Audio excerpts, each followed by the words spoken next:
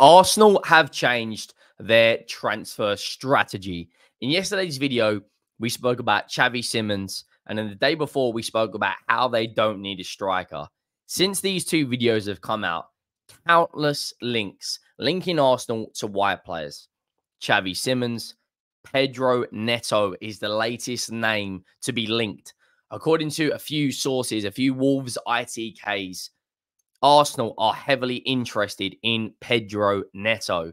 We're going to talk about Manchester United triggering the 40 million euro buy option for Bologna Netherlands international Joshua Zirkzee, and the fact that Onana from Everton is wanted by 5 clubs, and 4 of those clubs are in the Premier League. If you're new to the channel, please do go down, hit that subscribe button. We are less than 120 subscribers away from 8,000. And if you haven't already, please do drop a like on the video. It'd be greatly appreciated. And let me know your thoughts on these transfer stories. Now, when we put out the video yesterday speaking about Xavi Simons, and I personally believe he would be an unbelievable signing for Arsenal, in the fact that he's versatile, can play on the left, can play on the right, has done it in multiple leagues, has done it in the Champions League, has got experience all over the park. The latest name to be linked with Arsenal today, Pedro Neto from Wolves. 20 games in the league last season, 2 goals, 9 assists, 11 goal contributions in 20 games. He's been in the Premier League now for 5 years. He's got over 100 Premier League appearances. He's got a fairly good return. He's got Europa League experience. He's got, obviously, League and FA Cup experience. Is he the guy to take Arsenal to the promised land? I think Pedro Neto is a top wire player. I think he can stretch defenses. I think he's very good in the 1v1 situations. I think he's got an eye for a goal. He's a creative spark. I personally think Xavi Simons would probably be a better option for Arsenal. He can play on the right. He can play on the left. He's got a call up to the Portuguese national team. He played last night coming off the bench and assisting the winning goal against the Czech Republic last night. Made a big impact. Now, there are some issues with his injuries. He has had quite a few big injuries so far in his career. He's got 135 appearances for Wolves. He's played at Lazio. He's played at Braga. He's done it in multiple leagues. He's got 31 GA in 111 games, which is a fairly good return for a player at Wolves. He's got a good return in the FA Cup. But that injury I don't necessarily know if Arsenal will take the gamble on him. He made 25 appearances last year.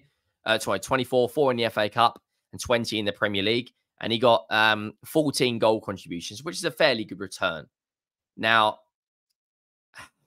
that injury problem, I guess you could say, I don't necessarily know if Arsenal take the gamble on him. You know, if you look back to this season and last season, he's missed a number of games. Although he is very versatile, he's played 36 games on the right for Wolves. He's played 44 games on the left. He's played 19 games as a centre forward. He's played 14 games as a second striker and 13 games as an attacking midfielder. Very versatile. So it ticks a lot of the boxes for Mikel Arteta's squad. But them injuries, I don't know if Arsenal will go out and drop the money for him. He's valued at around £60 million. He's got a number of clubs interested in him. He's only 24 years of age. His contract expires in 3 years. He's probably at the highest he's been in terms of market value right now than he's been in his career. He's just had a relatively good season with Wolves. And if Wolves didn't have quite a number of VAR positions to go against them, they probably would be higher up in the league. You know, you're probably looking at Wolves finishing around 8th or even 9th. They finished 3 points off mid-table, and he was instrumental to that. Now, does he fit the profile of Arsenal? Yes. Does he challenge Bukayo Saka on that right wing spot? Yes. Because, as I said in yesterday's video and the video before, you can't expect Bukayo Saka to keep going and playing 50 games at the highest level. It's a very, very, very, very small amount of players. You're talking Lionel Messi, Cristiano Ronaldo, you know, the Iron Robins, the Erling Haalands. And I'm not saying Saka can't be in that category, but he still is very, very young. You know, of course, he's going to be in the Euros. He's barely going to have a break, and he goes back into the Arsenal team. And I believe goals are not the shouldn't be the priority for Arsenal. You scored over 100 goals. I do think they need more creativity and maybe a more attacking minded midfielder, because if Declan Rice gets injured in the 8 role, I don't feel that the likes of Jorginho and other players come in and put the same level of performances in.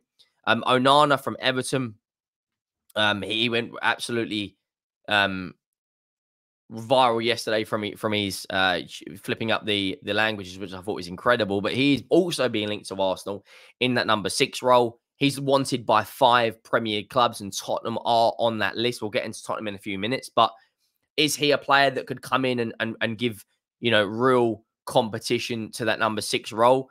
Well, I think Declan Rice is going to be the 8 in this the way they play going forward, and I think the likes of Thomas Partey will get a move, and he will probably move on sooner rather than later.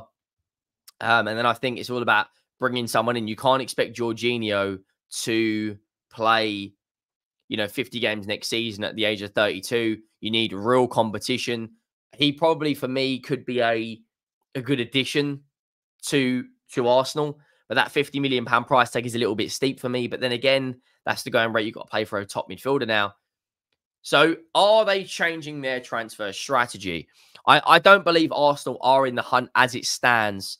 Things could change. But as it stands right now on the 19th of June, I don't think a striker is the priority for Arsenal. I think the priority right now is I think the priority right now is a wide player. I think it's a wide player. I think when you look at the likes of Pedro Neto, Chris Furyk's a name being linked, Xavi Simons, Rafinha. There's a lot more market for a wide player. When you look at the number 9 role, you've got the likes of Santiago Jimenez being linked to an Arsenal shirt, Benjamin Sesko. Could they potentially sign a wide player and then bring in Benjamin Sesko next year? For me, absolutely. Absolutely that they could do that. I think the strategy now is to bring in more creativity and goals from out wide rather than bringing in goals from the number 9 role, because you look at their strikers, they've got the likes of Kai Havertz, Gabriel Jesus, Trossard can play in the false 9. I think there's a stronger area for them than the likes of the right wing position, because if Bukayo Saka gets injured and you look at it bringing in the likes of, you've got the likes of Reece Nelson. I mean, the drop-off is quite significant. No disrespect to Reece Nelson, but he's not a Bukayo Saka. I look at right now, he probably needs competition, Bukayo Saka. On the left-hand side, you've got competition for Martinelli. You've got Trossard that can play there. And the striker market at the moment isn't the best. You've got the likes of Victor Osimhen. I don't think Arsenal will pay 120 million. And I don't think Napoli would sell Cravadonna and Osimhen in the same window. So for me, as it stands right now, a wide player is probably best for Arsenal. And I genuinely believe they are changing their transfer strategy. Now, moving away from Arsenal, Manchester United, according to some reports, are prepared to trigger the £40 million buy option for Bologna forward Joshua Zirkzee. Now, he just had a call up to the national team, which is the Netherlands. As it stands right now, he 23 years of age, valued at 50 million euros. Had a relatively good season. I wouldn't say he set the world alight. 11 goals in 34 games and 5 assists. It's a good return, though. 16 GA in 34. He hasn't played a game yet in the Euros, and he played 3 games in the Italia Cup. His contract expires in 2 years' time. He's linked to a move to AC Milan, Manchester United, and Arsenal. But at the moment, it is Manchester United who are leading the race. He has a €40 million release clause. Does he take Manchester United back into the Champions League? Well, I look at it at this moment in time. They need real competition for the likes of, Rasmus Højlund. I think it's little bit not unfair, not difficult, but it's not the right idea for me to have him as the lone striker with no one else giving competition. He needs to know that if he steps out of line for whatever reason, there is another player there ready to come in and battle and take his position. And as it stands right now, I do believe Joshua Zirkzee with the likes of Rasmus Højlund would probably take Manchester United much closer to the Champions League. They also need to bring in a wide player as well for me. The likes of Michael Olise is heavily being linked with the likes of, Manchester United and Chelsea. Of course, he's going to the Olympics with France. Unbelievable season last year, 16 goal contributions in 19 games, has a release clause of around £40 million. When I look at that right-hand side for Manchester United, you got the likes of Desiree Doué, who's also being linked. Anthony, for me, needs to go. He's not at the level and hasn't been at the level ever since he's been in a Man United shirt for me. And I do believe he is not going to be there. I think he probably will leave. You've got the likes of Michael Olise, who's being linked. I think he would be a statement signing, but I think there's more chance of him probably going to, the likes of, I think there's probably more chance he goes to United. Let me know your thoughts down below if you haven't already. There's still quite a lot to get through in terms of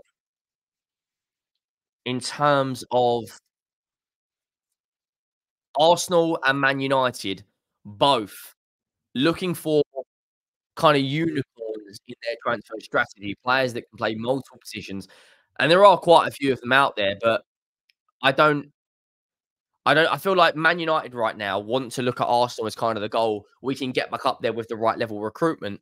But for me, I, I don't know. I think Arsenal right now are in such a strong position that as it stands right now, I think they're the kind of team and the blueprint which a lot of teams are going to aim towards. And I look at Man United right now, it's going to take them a couple of years. They need to understand who their manager is going to be, get a play style, and then build from there. But Arsenal at the moment seem to be the blueprint for a lot of clubs. See you all again in the next one. I'm out.